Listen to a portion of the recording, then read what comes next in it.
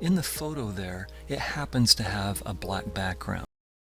It serves me very well. I mentioned that I liked the drama of the multiple light source, and especially the vividness of the rim light. And the way that you make lights feel special, of course, is that you put darks next to them. But I also wanted the portrait to have a little bit more artistry than just massing everything in the background just black. And so I want that head to silhouette, and I want those bright lights to read. So you'll notice as I block in with my vine charcoal, my soft, dense vine charcoal, I'm surrounding the light areas, especially the front of the face on the left-hand side, so that those vivid rim lights really jump out at us. But at the same time, I want the head to be a cohesive silhouette. The backside as well, to let those lights also come out and have some strength, even though they're not quite as bright as the rim light, but also so that my portrait has a clear, strong silhouette. Remember, when you're drawing, it's an editing process. You're editing out a great deal of the information that you can see. And so you need to have clear ideas on what you can edit out and what you should emphasize for clarity. And one of the answers to that question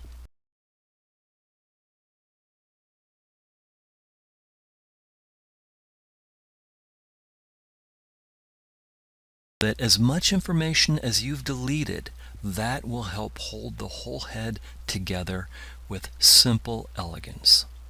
And what I'm doing now is I like the sweep of his outfit, his jacket, the shirt underneath. I like the long line of it sweeping down from his neck. So I'm briskly, with big flat strokes, just blocking that in. I'm thinking it through, planning it for compositional reasons, thinking about how I'd like to do it, and then lay that down and execute. So I like the long, simple line, and you can see me putting that in now. Not being too busy, not being too noodly, but keeping enough there. Additionally, my thinking about where I'm putting these strokes now that you're seeing is this. You want to always control where the eye is looking. You're the artist, you are the captain of the ship. It's up to you to make this thing work. The eye of your viewer is drawn first and foremost, of course, to the eyes and to the features, but then the eye is drawn to any area of contrast.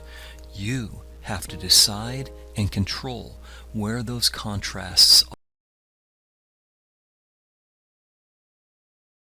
Information over in the shoulder or way down below or off to the right, things that would have a good deal of contrast that would pull the eye away from the face or the central part of the shirt. No, I think those things would weaken my composition. So in the same way, for instance, that a man's tie, imagine a man wearing a dark suit, a light shirt, and a colorful tie. That tends to work, that tends to be traditional garb, because it does exactly that. It draws your eye to the center and leads the eye up the torso towards the face.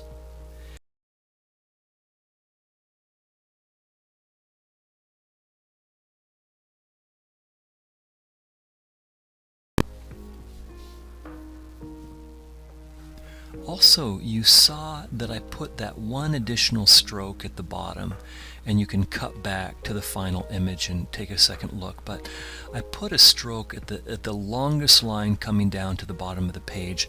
I put one little stroke down there coming back up, pointing back out, and you can see the top of it here in frame now. And I did that for a specific reason, and that reason is this. I don't want, let's say I'm in a group show, I don't want the guy whose drawing is below mine on the wall to sell instead of mine. I don't want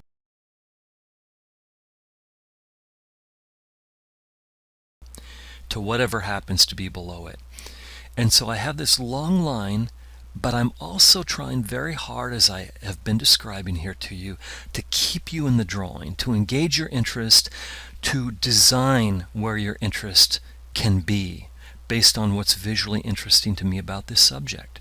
And so that one single stroke at the bottom of the page there is meant to stop the eye, meant to be an anchor to keep you from shooting out and down below and moving on to something else.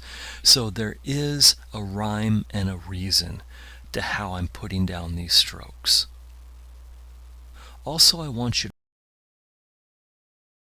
to notice that on the right hand side for the ear, the lower part of the ear that's in light, I have a sharper line. I know my finger's in the way right now because I'm chiseling out some highlights, but I have a sharper line there, but then notice that the neck behind it is a much softer edge.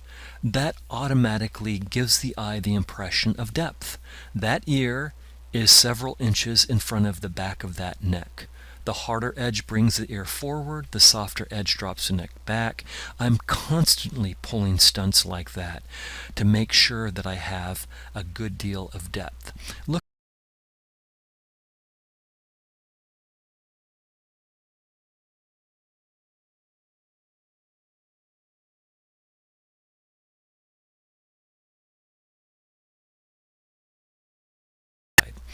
notice how they get softer, softer, and softer. Firm edge on the closer chin, soft edge on the further neck, and very soft edge on that furthest coat, that collar coming out from behind. So soft. See those strokes I put in there? It's as if I'm trying to connect that coat with the background. That's exactly what those strokes are about. Those strokes that are wrapping back and forth.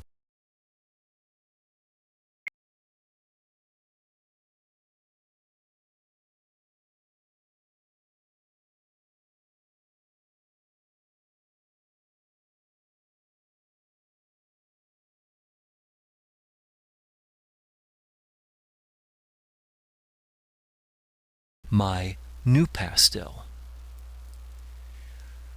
What happens when the two meet is you get kind of a dirty form.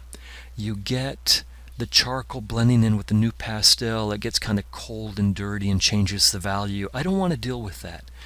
Where my new pastel touches the paper, I've made sure there is no charcoal present. That's why you see me making my kneaded eraser strokes. I've been erasing out any highlight areas, preparing them to receive the white new pastel.